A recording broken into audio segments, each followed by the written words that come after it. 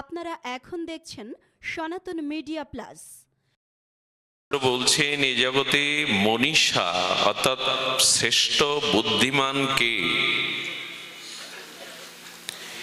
এই জগতে প্রকৃত শ্রেষ্ঠ বুদ্ধিমান ব্যক্তিকে সাধারণ আমার মতো অজ্ঞজীব মনে করে। যাদের জগতে প্রভুত্ব আছে, ঐশ্বর্য আছে, সম্পদ আছে, বাড়ি গাড়ি আছে, ক্ষমতা আছে, বহু জনগণের আর তিনি প্রভুত্ব করেন, এমন ব্যক্তি বুদ্ধিমান। সবাই শান্ত থাকুন। বলেন বুদ্ধিমান জাগতিক দৃষ্টিতে আমরা তাদের মনে করি যাদের প্রভুত্ব আছে, ঐশ্বর্য আছে, যাদের ভূ সম্পত্তি আছে। কিন্তু শাস্ত্র বলছেন না, এই জগতে যারা সত্যকে ধারণ করতে পারেনি, এই জগতে যারা ধর্মকে, অমৃতকে, ভগবানকে নিজের চরিত্র প্রতিষ্ঠিত করতে পারেনি, তিনি বুদ্ধিহীন। সত্যকে যে ধারণ করতে পারেনি, সত্যের দ্বারা যিনি অমৃতময় ভগবানের অমৃতকে, ভক্তিকে, ভজনকে জীবনে ধারণ করতে পারেননি, তিনি বুদ্ধিমান নন। শাস্ত্রের পরিভাষা আমাদের জগতের ভাষার মতো নয়। এই মরণশীল অনিত্য দেহ দ্বারা, খুব ধ্যান দিয়ে শুনুন, কারা বুদ্ধিমান? এই মরণশীল ক্ষণভঙ্গুর মনুষ্য দেহ পেয়ে যারা সত্যকে, সৎকে, অমৃতকে, ঈশ্বরকে, ভক্তিকে লাভ করতে পেরেছেন, এরাই বুদ্ধিমান। কারণ এই জগতে আপনি যা কিছু ভজনের বাইরে, সত্যের বাইরে, আরাধনার বাইরে যা কিছু অর্জন করেছেন, ওটা এক সময় কাজে লাগে না। আচ্ছা, বাংলাদেশের অর্থ আপনি ভারতবর্ষে গিয়ে চালাতে পারবেন? ওখানে রুপিতে রূপান্তর করতে হবে। আপনি বিদেশে গেলে ডলার ছাড়া বাংলাদেশের টাকা চালাতে পারবেন? ওখানে ওটি অচল। ঠিক তেমনি আপনি অর্থ, বাড়ি গাড়ি, স্ত্রী পুত্র যা কিছু সংসারে বিত্ত বৈভব জোগাড় করেছেন, এতে আপনার বুদ্ধিমানত্ব বলা যাবে না, শাস্ত্র বলেনি। কারণ মৃত্যুর পরে এগুলি কোনোটাই আপনার কাজে ওপারে লাগবে না। এই দেশের টাকা ভারতবর্ষে চালাতে পারবেন না রুপি রূপান্তর না করলে। ইংল্যান্ডে গেলে বাংলাদেশের 1000 টাকা, 2000 টাকার নোট চলবে না, ওখানে ডলার করতে হবে। তেমনি এই দেশে বাড়ি গাড়ি, স্ত্রী পুত্র, ধন ঐশ্বর্য, মান মর্যাদা পরকালে এগুলি চলবে না, ওখানে আপনার কোনো কাজে আসবে না। তো আপনি কিসের বুদ্ধিমান? বুদ্ধিমান তিনি যিনি মনুষ্য জন্ম ক্ষণভঙ্গুর অল্প সময়ে জগতে এসে সত্যকে জেনেছেন, ঈশ্বরকে লাভ করেছেন, ভক্তিকে জীবনে গ্রহণ করেছেন, তার কাজে লাগবে। আচ্ছা, একটা দৃষ্টান্ত দেই, আস্তে একটা দৃষ্টান্ত দেই। এখন লাইট টাইট লাগানোর প্রয়োজন নেই, শুনুন। ঠাকুর বিশ্রাম হয়ে গেছে, অল্প সময় হরিকথা, এখন ভজন না, এখন ভোজনের সময়। অল্প সময়ে আমরা ভোজন এবং ভজন একসাথে হলে ভালো হয়, সেটি ধ্যান দিন।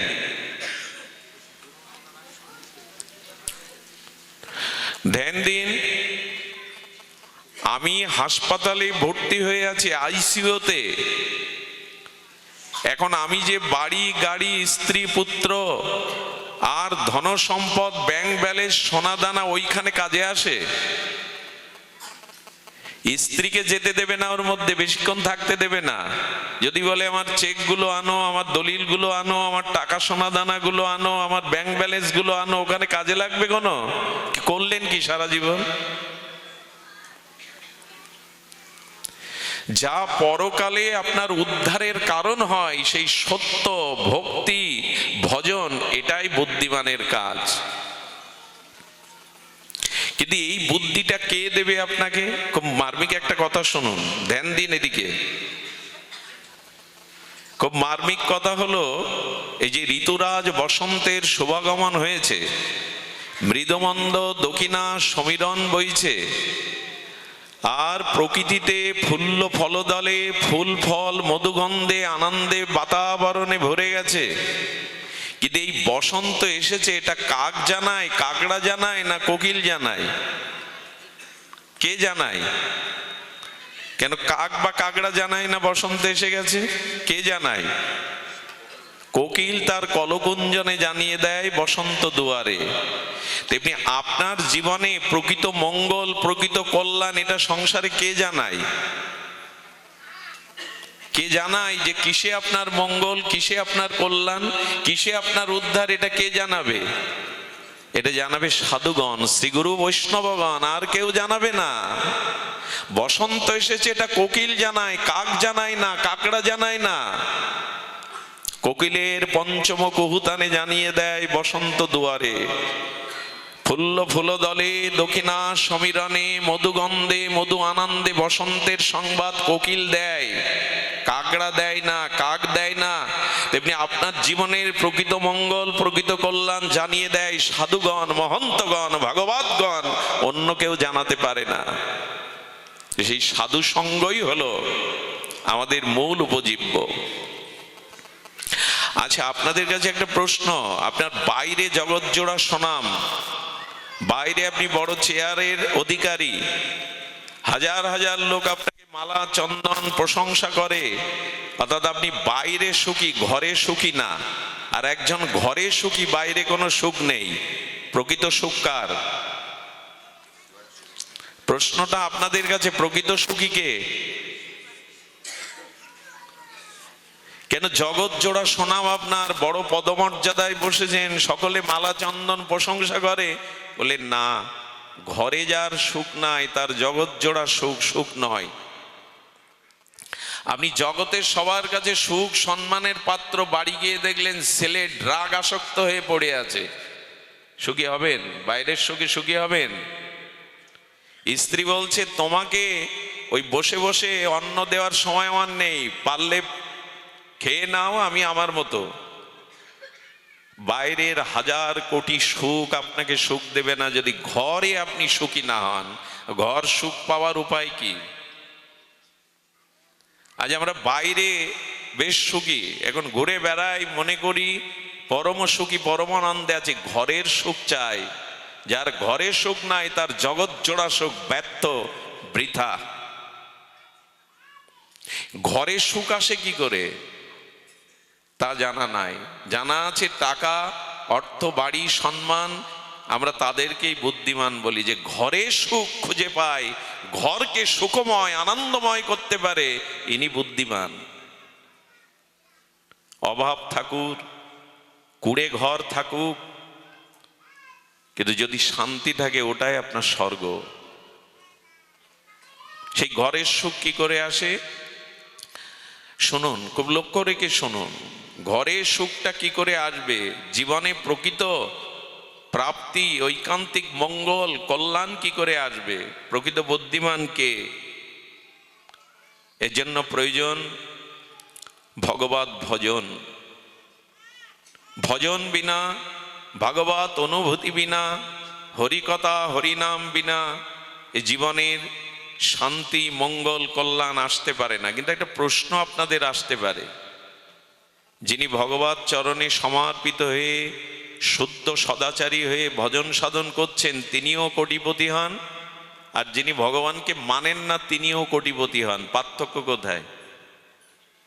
আচ্ছা, যিনি ভগবানের চরণে সমর্পিত হয়ে ভজন জীবন, আরাধনাময় জীবন যাপন করেন, আর যিনি ভগবানের ভজনই গ্রহণ করেন না, ভগবত বিমুখ, ভজন বিমুখ, তার বাড়িতেও সোনা দানা টাকা পয়সা সুন্দরী আছে, যে ভজন করে তারও আছে। পার্থক্য কি? কেন ভজন করতে যাব?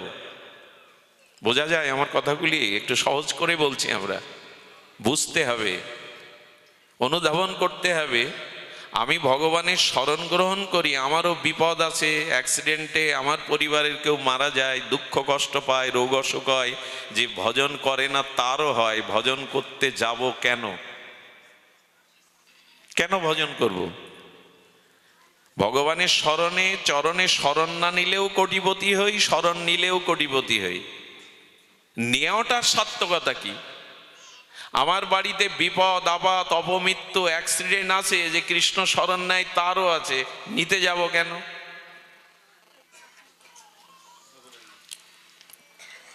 আচ্ছা,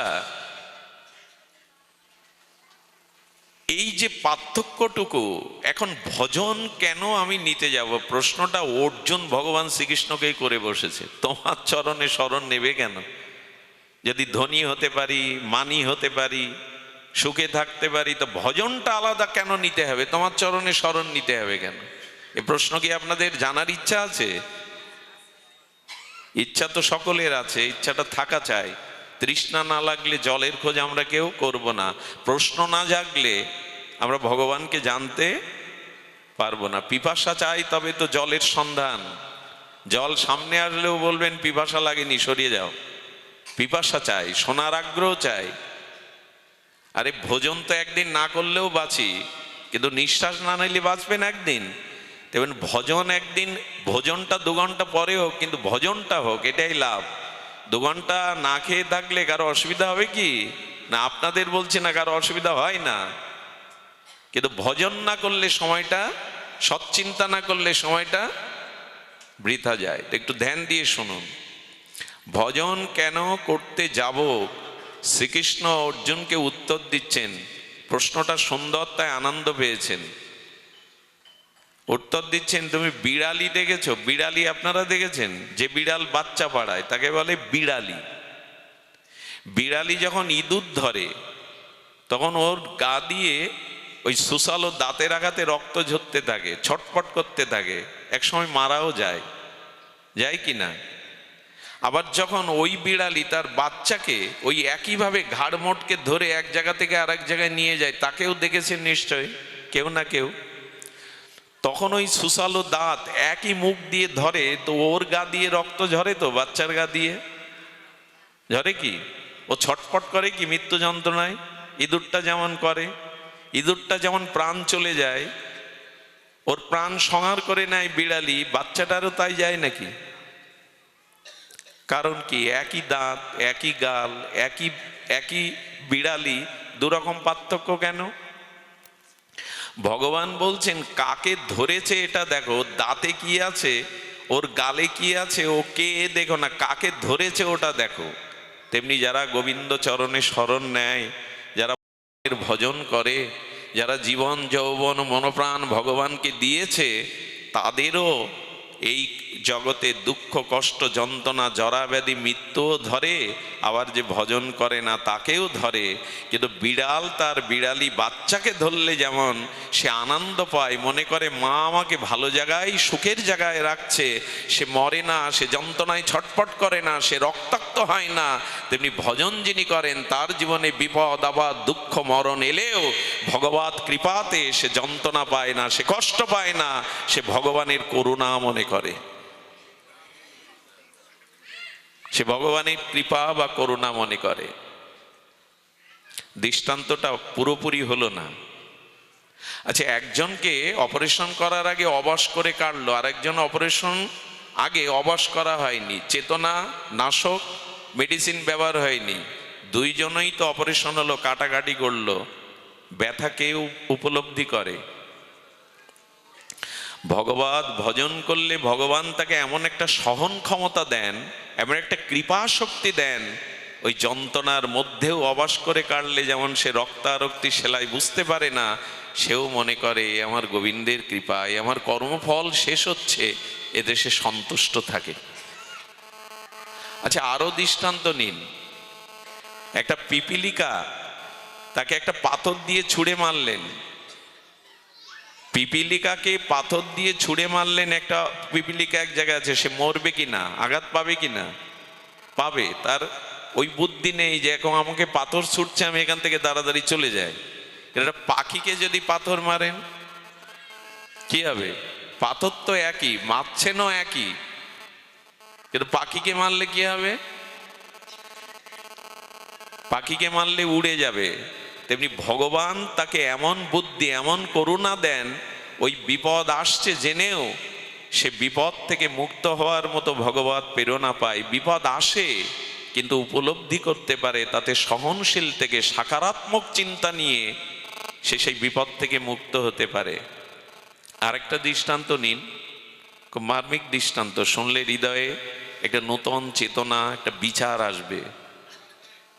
সেটি হলো, একজন ব্যক্তি চারটে পাথর সমপরিমাণ একই ওয়েটের একই অবয়ব চারটে পাথর রেখেছেন। একটা পাথর অসুস্থ বিকলাঙ্গ বসে থাকা মানুষকে ছুঁড়ে মারল, সে আঘাত পাবে। আর একটা মানুষকে মারলে সে সুস্থ, মাথাটা সরিয়ে নিল, পাথরটা চলে গেল, গায়ে লাগলো না। আরেকটি পাথর মারলো যাকে, সে পাথরটা কৌশল করে ধরে আবার আপনার দিকে ছুঁড়ে মারলো। হয় কি না? বোমাও এরকম একজন ধরে আর একজনকে মারতে পারে যে ছুঁড়েছে। আর একজন ব্যক্তির পাথর ছুঁড়েছে, সে পাথরটা কৌশলে ক্যাচ ধরে নিয়েছে, নিয়ে হাসছে আর ওই দিকে তাকাচ্ছে, ওর মধ্যে ভগবান দেখছেন। কারণ যাকে এই পাথরটা 4 নম্বরে মারা হলো, ইনি ভাস্কর, ইনি পাথর কেটে কেটে ভগবানের মূর্তি বানান। ও পাথরটার মধ্যে কি দেখছে? ভগবানের গিরিরাজ দেখছে। বলে, বা এটা কেটে তো ওই পাথরটার যা সাইজ, এটা কেটে আমি গিরিরাজ করতে পারবো। পাথর একই, মারছে একজন ব্যক্তি, সবার অনুভূতি সমান কি? একজন ছোড়া পাথরকে নিয়ে গিরিরাজের বিগ্রহ বানিয়ে দিল, ঘরে দেবতা বানিয়ে রাখলো, ভগবান বানিয়ে রাখলো। আর একজন ক্ষতবিক্ষত হলো। যিনি ভজন করেন তার কাছে দুঃখ বিপদটাও তার কল্যাণ মনে করে, ভগবানের আশীর্বাদ মনে করে, কর্মফল ক্ষয় মনে করে, তার থেকে সে ভক্তি বাড়িয়ে নেয়, আনন্দ বাড়িয়ে নেয়, করুণা বাড়িয়ে নেয়। কথাগুলো কথা না, এটাই জীবন দর্শন। যেমন কুন্তী বিপদ চাইছে কেন? উনি বুঝেছেন যে বিপদ এলেই তোমার কথা মনে পড়বে, তোমাকে স্মরণ হবে, সুখ পেলে ভোগ পেলে তোমায় ভুলে যাব। কুন্তী বিপত্তি চাইছে। আমরা চাই কি? বিপদ দাও, যাতে আপনার কল্যাণ হয়, মঙ্গল হয়, তাই তো চাইবেন। এই জন্য ভগবত চরণে স্মরণ নিন, তাহলে কি হবে? আচ্ছা, আরো একটা দৃষ্টান্ত দেই। দুগ্ধ বর্তন হয়ে পড়ে যাচ্ছে, মায়েরা কড়াইতে দুগ্ধ জাল দিচ্ছে কি হাঁড়িতে করে, দুগ্ধটা উদ্বর্তন হয়ে পড়ে যাচ্ছে, নষ্ট হচ্ছে। আপনি তড়িঘড়ি বিবেক বিবেচনা না করে দুধ নষ্ট হবে বলে হাঁড়িটা ধরতে গেছেন, হাতে ছেঁকে পুড়ে গেল, আর ওই যখন তাপ লেগেছে ছেড়ে দিলেন, দুধের হাঁড়ি উল্টে পড়ে গেল। একই হাঁড়ি, একই অবস্থায় আর একজন ব্যক্তি একটা ভাঙা সুতির কাপড় বা নাগড়া নিয়ে ওটা ধরে নামালো, একই পাত্র, একই তাপ। একজনের হাত পড়লো, একজন দুধ নষ্ট করলো, একজনের হাত পড়লো না, দুধটা সুরক্ষিত হলো। ভগবত ভজন করলে ভগবান তাকে এমন বুদ্ধি, এমন কৃপা দান করেন যে ওই অবস্থাতেই যেটা নষ্ট হওয়ার কথা, ধ্বংস হওয়ার কথা, আঘাত পাওয়ার কথা, তাতেও তিনি শান্তি অনুভূতি করেন। বোঝা গেল কি? স্মরণ নেওয়া উচিত না না নেওয়া উচিত? না নিলে ওই মানসিক রোগগ্রস্ত হয়ে আমার হলো না, আমার এটা হলো না, আমার ওটা হলো না, ভগবান আমার দিকে কৃপা করে না, যত বিপদ আমার, যত সব আমার, এই বলতে বলতে মানসিক রোগগ্রস্ত হয়ে শেষ হয়ে যান।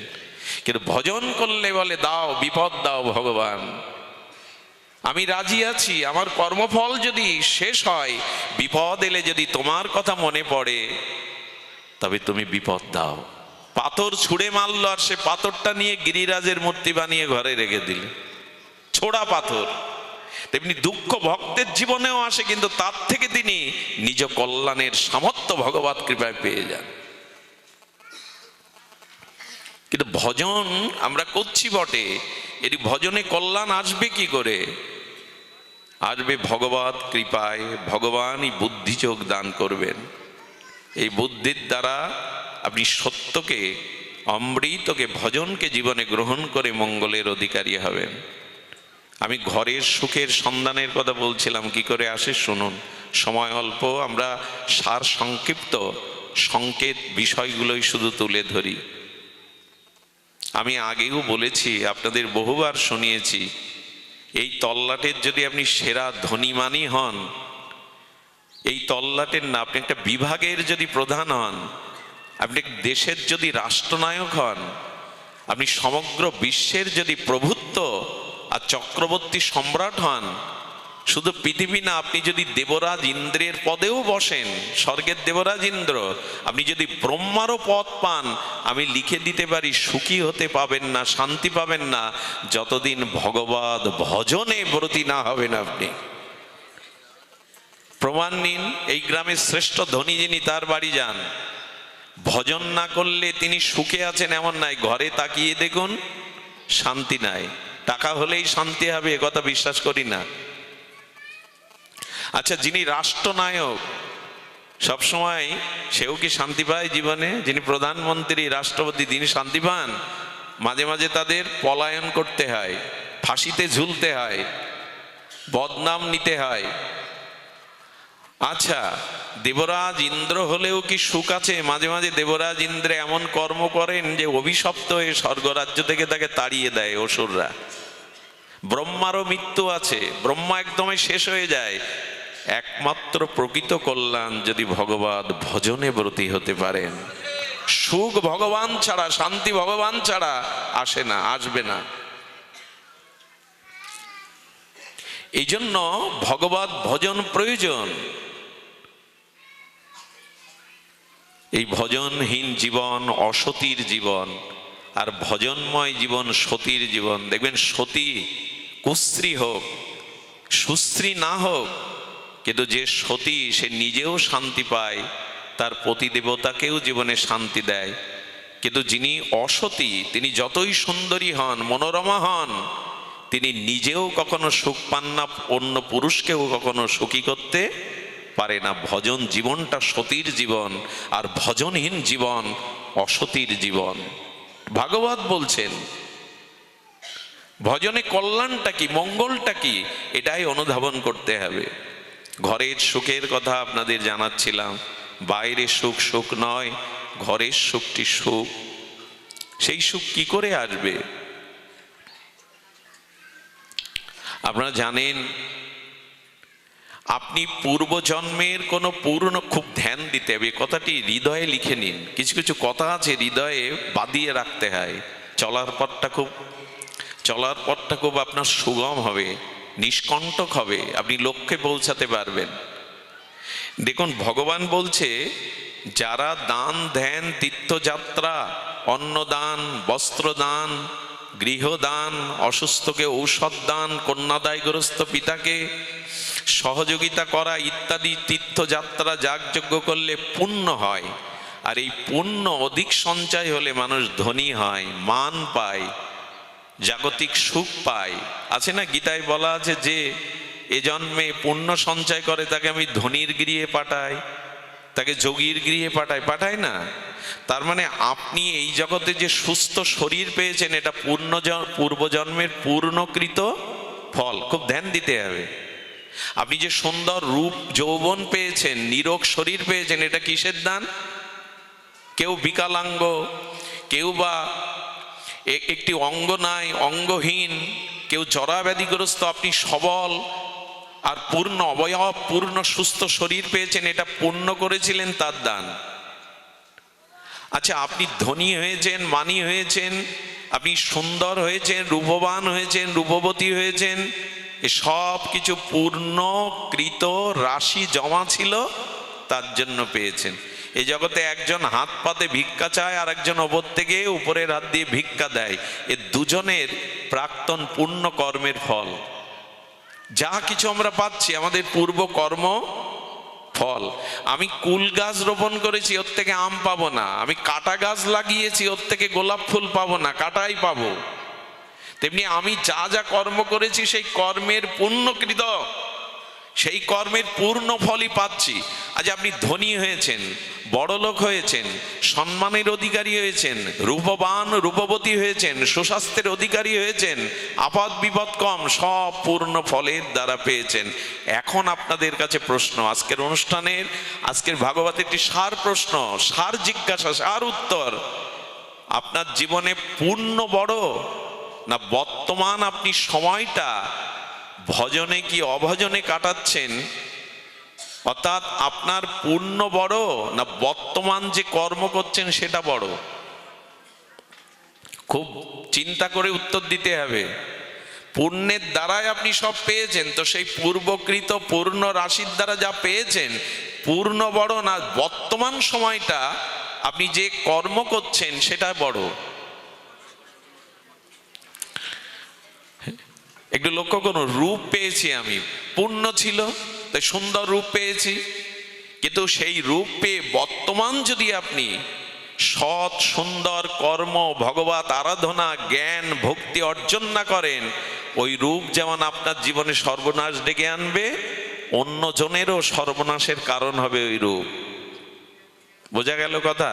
পুণ্যের দ্বারা রূপ পেয়েছেন, অথচ বর্তমানে ভগবত ভজন, জ্ঞান, ভক্তি, ভালো কর্ম করছেন না বর্তমান সময়টা, তাতে ওই রূপ যেমন নিজের সর্বনাশ করবে, অন্যকেও সর্বনাশ করাবে।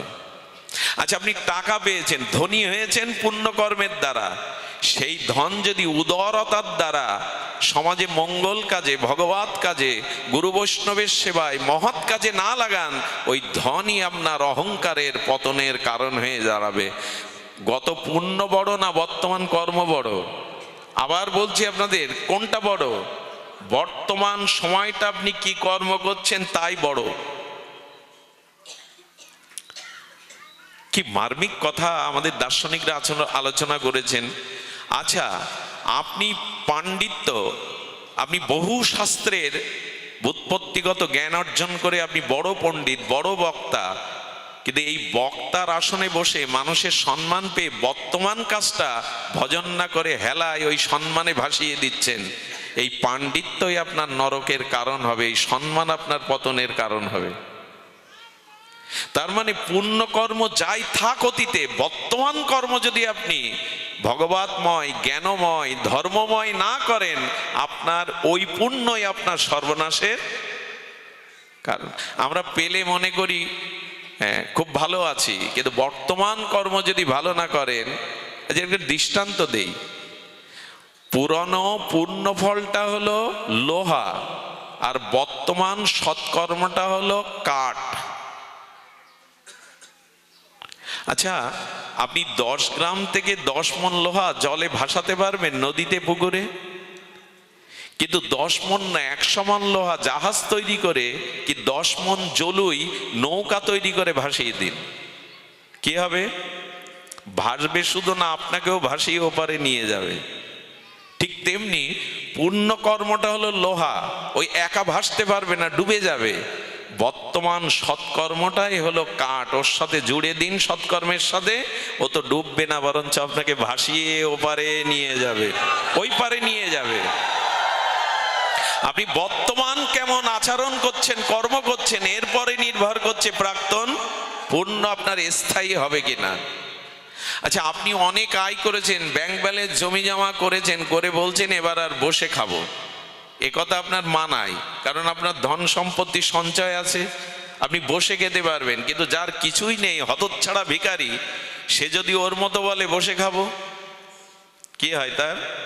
দুদিন পরে রাস্তায় নামতে হবে, ভিক্ষার ঝুলি পাততে হবে, ভিক্ষার জন্য হাত পাততে হবে। তেমনি পুণ্য কর্ম করেছেন, কিন্তু ওটা যদি ক্ষয় করেন, নূতন অর্জন না করেন, নূতন আয় না করেন, একদিন কি হতে হবে? ভিখারির জায়গায় দাঁড়াতে হবে। এই জন্য পুণ্যকর্মের দ্বারা ধন জন, পুণ্য শরীর, রূপ যৌবন পেয়েছেন, কিন্তু বর্তমান কর্মটা যদি ভগবত অর্জন, ধর্ম অর্জন, জ্ঞান অর্জন, ভজন অর্জন না করেন, আগামী দিন এই পুণ্য ফুরিয়ে গেলেই শেষ।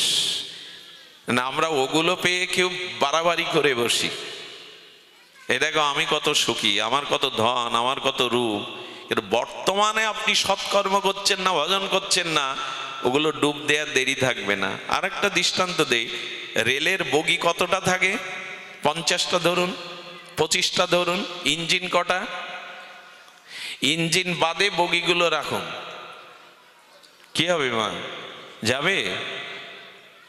বগিগুলো আছে, ইঞ্জিন নেই, তো কি হবে? তো বর্তমান ভগবত কর্ম, ভজন কর্মটাই হলো ইঞ্জিন, আর পুণ্যটা হলো বগি। বর্তমান যদি আপনার সৎকর্ম, ভগবত কর্ম না থাকে, তাহলে ওই বগি টেনে নিয়ে যেতে পারবে না। কিন্তু আমরা অর্থ পেলে, যশ পেলে, পাণ্ডিত্য পেলে, রূপ পেলে ওই পুণ্যকর্মের গর্ভে ভেসে বর্তমান সময়টা নষ্ট করে দিই। এই জন্য ভগবত ভজনের বড় প্রয়োজন। এই ভজন করলে কি হয়, কি হয় জানেন? আচ্ছা, আপনার মধ্যে প্লেট বসানো বাড়ির মধ্যে কেউ কাকর ঝিল ধুলো ফেলে দিয়ে এসেছে, আপনি কি করেন? জানেন না কে ফেলেছে, কি করেন? কথা বলুন, কি করেন? পরিষ্কার তো করেন। আপনার বাড়িতে ঝিল খোলা ফেলে আসলে আপনি পরিষ্কার করেন, আর আপনার কানে যখন কেউ পরনিন্দা পরচর্চা ঝিল খোলার থেকে বড় পাপ দেয়, ওটা ঝেড়ে ফেলেন না কেন? ওইটা কেন ঝেড়ে ফেলেন না? ভাগবতে আসতে হবে ওই জন্য যে যা পরনিন্দা পরচর্চা পরনিন্দন যেন আমি ঝিল খোলাগুলো আমার ঘরে না রাখি। এই জ্ঞানটা ভগবত থেকে আসে, অন্য থেকে আসে না। এই জন্য সুধীজন, আজকের আলোচনায় আমি আপনাদের যেটা বলতে চেয়েছি সেটা হলো, ঘরের সুখ তখনই হবে যখন আপনি বর্তমান সময়টা ভজনে কাটাবেন। বর্তমান সময়টা আপনি ভগবত ভক্তিতে, ভজনে, সৎকর্মে কাটাবেন। তখনই আপনার জীবনে এই কল্যাণ, এই মঙ্গল অবধারিত হয়ে আসবে। সময় তো নাই, দেরিতে পৌঁছেছি, তারপরেও আপনাদের জন্য যেটা বলবার, ভজনে আসুন। ভগবত ভজনে আসতে গেলে যেটি সব থেকে বড় প্রয়োজন সেটি হলো জীবনে, ওই যে বললাম বসন্ত আসলে কোকিল জানায়, কাক জানায় না, তেমনি আপনার জীবনে এই বসন্তময়, এই অমৃতময়, সত্যময়, সুন্দরময় ভগবত ভজন আসতে পারে যদি সাধু সঙ্গ করেন, ভক্ত সঙ্গের আশ্রয় নেন, তবে এর মধ্যে দিয়ে আপনার বসন্তের বার্তা জানিয়ে দেবে। এই জন্য শাস্ত্র বারবার বলেছেন যে সাধু সঙ্গ চাই। সাধু সঙ্গ ছাড়া জীবের পরমাত্মিক কল্যাণ হবার কোনো সম্ভাবনা নাই। ছোট একটা কথা বলি, নৌকা পেয়েছেন আপনি, তরণী পেয়েছেন, নৌকা, মাঝি পেয়েছেন, কিন্তু আপনি মাছ দরিয়ায় গিয়ে, মাছ গঙ্গায় গিয়ে আপনি ভুলে ডুবে মরলেন, ঝাঁপ দিয়ে ডুবে মরলেন। ইনি বুদ্ধিমান? কথা বলুন, ইনি বুদ্ধিমান? এদিকে ধ্যান দিন, ইনি বুদ্ধিমান নন। নৌকা পেয়েছিলেন, মাঝি কান্ডারি পেয়েছিলেন, কিন্তু মাছ গঙ্গায় এসে আপনি ওখানে ঝাঁপ দিয়ে ডুবে মরলেন, আপনি বুদ্ধিমান নন। ঠিক তেমনি এই ভব সংসার পাড়ি দিয়ে ভগবানের চরণে পৌঁছাতে হবে, নিত্য স্বরূপধামে পৌঁছাতে হবে। এই দেহটা নৌকা, আর সাধুগুরুকে মাঝি করে পেয়েছি, এর পরেও যদি ডুবে যায়, এর পরেও যদি উদ্ধার না হতে পারি, ওপরতে না হতে পারি, আমরা কি খুব বুদ্ধিমান? আমরা মহৎ বিনষ্টি করলাম। নৌকা পেয়েও, মাঝি পেয়েও আপনি পার হতে পারলেন না, মাঝ গঙ্গায় ডুবে মরলেন, আপনি মহৎই নষ্ট হলেন, মহৎ বিনষ্ট হলেন। তেমনি গুরু পেয়ে, শ্রী গুরু পেয়ে, বৈষ্ণব পেয়ে, হরি কথা পেয়ে, হরি নাম পেয়ে, আর এই দেহরূপ তরণী পেয়ে আপনি ভগবানের স্বরূপ ধামে, ভগবত চরণে পৌঁছানোর চেষ্টা করলেন না, এই সংসার কামনা বাসনায় ডুবে মরলেন, আপনি বুদ্ধিমান না। কবিগুরু রবীন্দ্রনাথ একটি শব্দ উচ্চারণ করেছিলেন, এই ঋষি কবি, বঞ্চিত করে বাঁচালে মোরে। এ সংসারে যত বঞ্চনা আসবে তত বাঁচবেন আপনি। এ সংসার থেকে সবাই যখন দূরে সরে যাবে, বঞ্চনার শিকার হবেন, তখনই আপনি বাঁচবার পথ পাবেন। এই জন্য মাঝে মাঝে সব পাওয়া ভালো না, কিছু কিছু হারানো ভালো। মাঝে মাঝে বঞ্চিত হওয়া ভালো, সবকিছু চাইলেই পেলে জীবন নষ্ট হয়ে যাবে। মাঝে মাঝে বঞ্চিত হন, এই বঞ্চিতই আপনাকে বাঁচিয়ে দেবে, পথ খুলে দেবে। তার ছোট্ট একটা দৃষ্টান্ত দিয়েই পাঠ বিশ্রাম করি। বঞ্চিত হলেই বাঁচা যায়। কেমন জানেন? আমাদের এক আচার্য, শ্রীনিবাস আচার্য প্রভু, তিনি শীতল বটবৃক্ষের ছায়ে অন্তরঙ্গ ভক্তদের নিয়ে ভাগবত পাঠ করছেন। আর এদিক দিয়ে কি করেছেন, তখনকার দিনে এক সুদর্শন যুবক, কি তার রূপ, কি তার যৌবন, আর তিনি গন্ধর্বের মতো এই সুদর্শন যুবক বিবাহ করে পালকিতে, এক পালকিতে বধূ নববধূ, এক পালকিতে আর এই বর বেশে যুবক আসছেন। তখনকার দিনে পালকি ছিল বাহন, সত্য ঘটনা শুনুন। সেই বাহন পালকিতে আসতে আসতে যারা বেহারা ছিল মাঝে মাঝে তারা একটু বিশ্রাম নিত। আর সৌভাগ্যের কি বলিহারি শ্রীনিবাস প্রভু যখন সেই জাজি গ্রামে বসে আর শীতল বটের ছায়ায় ভাগবত পাঠ করছেন, ওইখানেই বেহারারা পালকিটা লাগলো বট গাছের শীতল স্নেহের ছায়া দেখে। আর উনি পালকি থেকে নেমে একটু শরীরটা একটুখানি তার বিশ্রাম পাবেন বলে পালকি থেকে নেমেছেন। নেমে দেখছেন শীতল বটের ছায়া এক জ্যোতিপুঞ্জময় দেহে কে যেন আচার্য ভাগবত করছেন তার কিছু শিষ্যদের নিয়ে। উনি এক পদবা করে ওদিকে এগিয়ে যাচ্ছেন। আর এই ভাগবত পাঠ করতে করতে এই সুদর্শন যুবকের দিকে, বর বেশে যুবকের দিকে তাকিয়ে উনি একটু হেসে বললেন, দেখ দেখ, এত সুন্দর সুন্দর যৌবন সম্পদটা কাম কামিনী কামনায় নষ্ট করতে সংসারে চলেছে। এই যৌবনটা, এই সুন্দরটা যদি কৃষ্ণ সেবায় লাগতো। কথাটা তীরের মতো কানে গিয়ে বুকে বিঁধে গেছে। যদি এই যৌবনটা কৃষ্ণ সেবায় লাগতো। মহাপুরুষের কথা তো, মহাপুরুষের শব্দের মধ্যে একটা শক্তি থাকে, সেই শক্তিটা ওর কর্ণ দিয়ে হৃদয়ে বেঁধে গেছে। যদি ভজনে লাগতো, কৃষ্ণ ভজনে লাগতো। সুধীজন, কথাটা শোনার পরে মনের ভিতরে তোলপাড় হতে থাকলো। এ কথা উনি বললেন কেন? আমি বিবাহ করে বধূকে নিয়ে আজকে ঘরে ফিরছি, উনি বললেন এই সুন্দর যৌবনটা এই কাম কামিনীতে নষ্ট না করে যদি কৃষ্ণ সেবায় লাগতো। যেই কথাটি বলেছেন বর্ষির মতো, লোহার শলাকার মতো হৃদয়ে বিঁধে গেছে। একটা কথাই মানুষের জীবনে পরিবর্তন করতে পারে। কথাটা যিনি বলছেন তিনি যদি ভজনানন্দী মহাপুরুষ হন, তার শব্দের মধ্যে একটা শক্তি সঞ্চার হয়। বাসর রাত আর কুসুম শয্যায়, বাসর শয্যায় নববধূ অপেক্ষা করছেন। আর তার প্রতি বাসর ঘরে ঢুকে নববধূর মুখের দিকে একবারও চাইলেন না। জানলা খুলে ওই কথাটা যেন ধ্যান করছে, ওই মূর্তিটা যেন ধ্যান করছে। কেন বললেন? এই যৌবনটা কাম কামনায় অভিশাপে নষ্ট না করে যদি কৃষ্ণ সেবায় লাগতো। যেই এই কথাটি বলছেন উনি ওই কথা ভাবতে ভাবতে চোখ দিয়ে ওনার অশ্রু গড়িয়ে পড়েছে। এই নবপরিণীতা বধূ বাসর রাতে স্বামীর দিকে তাকিয়ে দেখে স্বামী চোখের জল ফেলছে। বাসর রাতে কোনো নববধূর স্বামীর চোখের জল দেখাটা বেমানান। উনি বলছেন, আমি কি আপনার মনের মতো হইনি? আমি কি আপনার জীবনে ব্যথা এবং কষ্টের কারণ হলাম? বললেন, না, তুমি না। এক আচার্য আমাকে এই কথা শোনালেন, সেই কথাটা যেন তীরের মতো আমার বুকে যন্ত্রণা করছে। আমি আমার এই যৌবনটা, এই সৌন্দর্যটা আমি কাম কামনার অভিশাপে বিনষ্ট না করে যদি কৃষ্ণ সেবায় লাগাতাম। উনি বলছেন ওই কথাটা অনুরণন হচ্ছে, ধ্বনিত হচ্ছে আমার হৃদয়ে। সবাই তো ভাগ্যবতী স্ত্রী পায় না। একটা পুরুষের জীবনে সব থেকে বড় সম্পদ গুণবতী ভাগ্যবতী স্ত্রী পাওয়া। একটা পুরুষের জীবনে রাস মর্যাদাও বড় পদ নয়, ঐশ্বর্য বড় প্রাপ্তি নেই, যদি গুণবতী একজন স্ত্রী পান, সহধর্মিণী পান। উনি ওনার স্বামীর হাতটা জড়িয়ে ধরে বললেন, আপনার মন বাসর ঘরে নাই, মন আছে ওই আচার্যের চরণে। আমি জোর করে কাউকে পেতে চাই না। আপনাকে এই মুহূর্তে আমি মুক্ত করে দিলাম।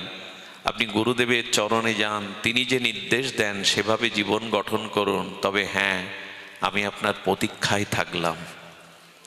এ কথা সবাই বলতে পারে?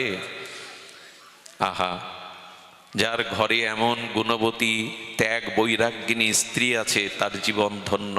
অন্য কিছুর প্রয়োজন জগতে তার নাই। তার সমস্ত মাধুর্যের, তার সমস্ত এই জীবন ধন্য করা সম্পদই হলো তার স্ত্রী। উনি দৌড়ে গেলেন সেই জাজি গ্রামে গিয়ে সেই মহানুভবের আশ্রমের দেখলেন দুয়ার খোলা। এত রাত্রে দুয়ার খোলা কেন? প্রদীপ জ্বালিয়ে দুয়ারের দিকে তাকিয়ে আছে। দুয়ারে দাঁড়ানো এই সদ্য বিবাহিত বাসর ঘর থেকে ছুটে যাওয়া যুবককে বললেন, দুয়ার খোলা আছে, ভেতরে এসো। গুরু গম্ভীর কণ্ঠস্বর পেয়ে ভেতরে গিয়ে বললেন, আমি তোমার প্রতীক্ষায় ছিলাম, আমি জানি তুমি আসবে। এরা তো সাধারণ না, ইনি শ্রীনিবাস আচার্য প্রভু, মহাপ্রভুর দ্বিতীয় কলেবর। আমি তোমার প্রতীক্ষায় ছিলাম। পরের দিন দীক্ষা দিলেন, সেবা দিলেন। গুরুদেবের সেবা 1 বছর ধরে প্রাণ ঢালা সেবা করতে লাগলো। সাথী এলো ঠাকুর নরোত্তম। ইনি পরবর্তীতে আমাদের ইনি ছিলেন রামচন্দ্র কবিরাজ। যে যুবকের কথা বলছি না, ইনি রামচন্দ্র। নরোত্তম সঙ্গমাগে রামচন্দ্র সঙ্গমাগে নরোত্তম দাস। এই যে পদ্মা গান, ইনি সেই রামচন্দ্র কবিরাজ নামে অভিহিত হয়েছিলেন। 1 বছর পর গুরুদেব বললে, কিরে প্রাণ ঢালা সেবা করিস, বাড়িতে যে সে বাসর ঘরে বধূকে রেখে এলি তার কথা মনে নাই? আরে তার কথা তোর স্মরণে নাই?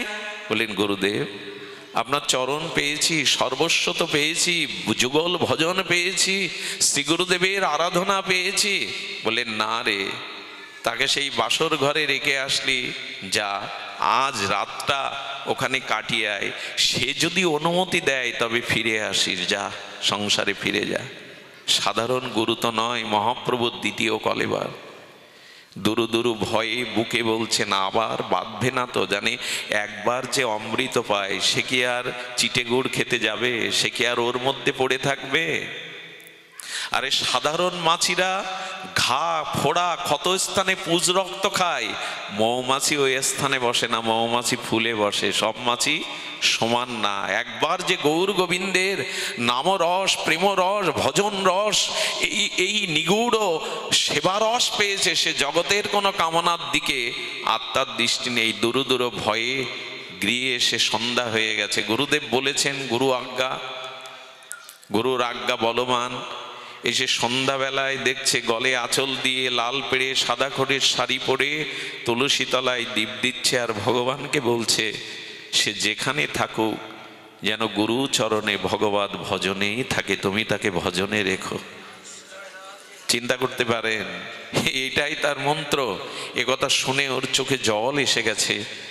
পেছন থেকে বলছেন, সাড়া দিয়ে বলছেন, আমি এসেছি। ঘরে নিয়ে গেলেন, তাকে স্নান আদি করিয়ে ভোগ রাগ করিয়ে প্রসাদ পাইয়ে বিছানায় এনেছেন। দুরু দুরু ভয়ে বলছেন, গুরুদেব বলেছে ও যদি অনুমতি না দেয় ফিরে আসবি না। স্ত্রী কি বলল জানেন?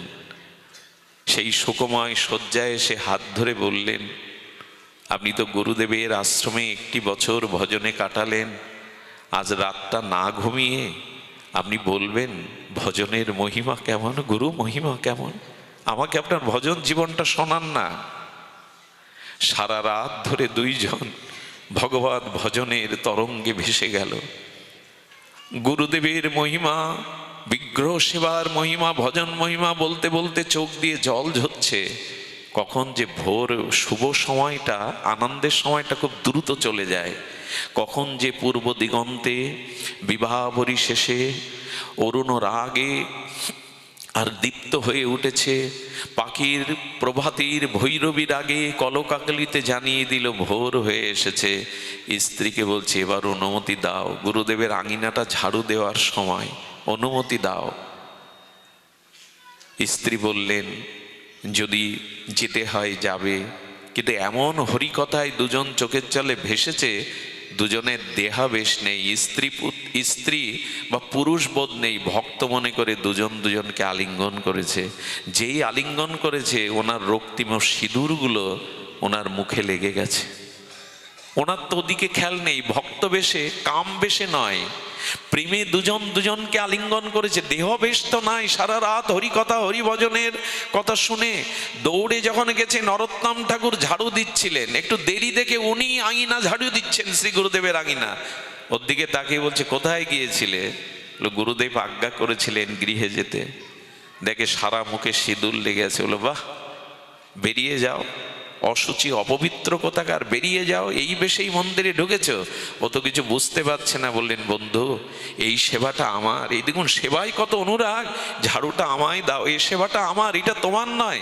বলে আবার গুরু সেবা করতে এসছে, আশ্রমের সেবা, বেরিয়ে যাও। যদি তুমি আমার কথা না শোনো, এই ঝাড়ু দিয়ে পিটিয়ে, বন্ধু তো দেখছে মনে হয় অপবিত্র, হ্যাঁ সঙ্গ করে এসছে, এই অপবিত্র ভেবে যখন যাচ্ছে না, বারবার অনুরোধ করছে ঝাড়ুটা দাও, এই সেবা কার্যটি আমার। ঝাড়ু দিয়ে পিঠে দুটো বাড়ি মেরেছে। মনের কষ্টে নদীর ধারে গিয়ে কাঁদছে আর বলছে, গুরুদেব কেউ না জানুক, আপনি তো জানেন আমি এ দেহে কোনো পাপ করিনি। আমি সারা রাত তাকে নিয়ে গুরু মহিমা ভজন মহিমা বলেছি, আমার মধ্যে বিন্দু মাত্র পাপ স্পর্শ করিনি। তবে আমিও যাব না, এখানেই জল অন্ন ত্যাগ করে মরে থাকবো যদি তুমি না ডাকো। নরোত্তম ঠাকুর ঝাড়ু দিয়ে তার শ্রী গুরুদেবকে জাগাতে গেছে। কাউকে জাগাতে গেলে চরণে হাত দিয়ে জাগাতে হয়, এটাই নিয়ম ছিল। চরণে হাত দিয়ে যখন জাগাতে গেছে, যখন কাপড়টা তুলতে যাবে তখন পিঠের দিকে হাত দিলে বলছে, বড় ব্যথা, হাত দিস না।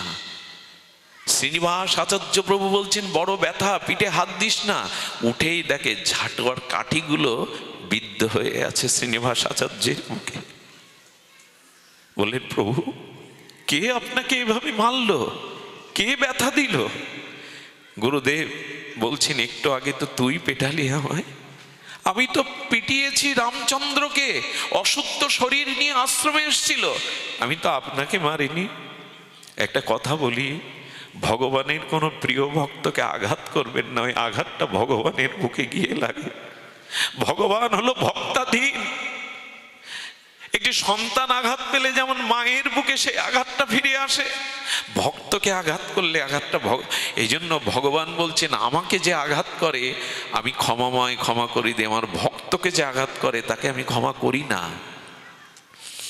এই জন্য শ্রীগুরুগত প্রাণ, না হলে বাসর রাত্রে সুন্দরী বধূকে ছেড়ে গুরু সেবা করতে আসে। ওর আঘাতটা লেগেছে, কাকে মেরেছিস ওরে? সারা রাত ভগবত ভজন করে ভোরবেলা প্রেমময় ভাবে দুজন পবিত্র এই ভজনানন্দে আলিঙ্গন করেছে, ওর কোনো পাপ দেহাবেশ কাম ছিল না, কাকে মেরেছিস তুই? ভুল বুঝতে পেরে দৌড়ে গেলেন, নরোত্তম চরণে লুটিয়ে পড়লে। সারা রাত স্ত্রীকে পেয়ে যারা ভজন কথা বলে প্রেম আলিঙ্গন দেয়, আমি করেছি ক্ষমা করে দাও, চরণে লুটিয়ে পড়লেন।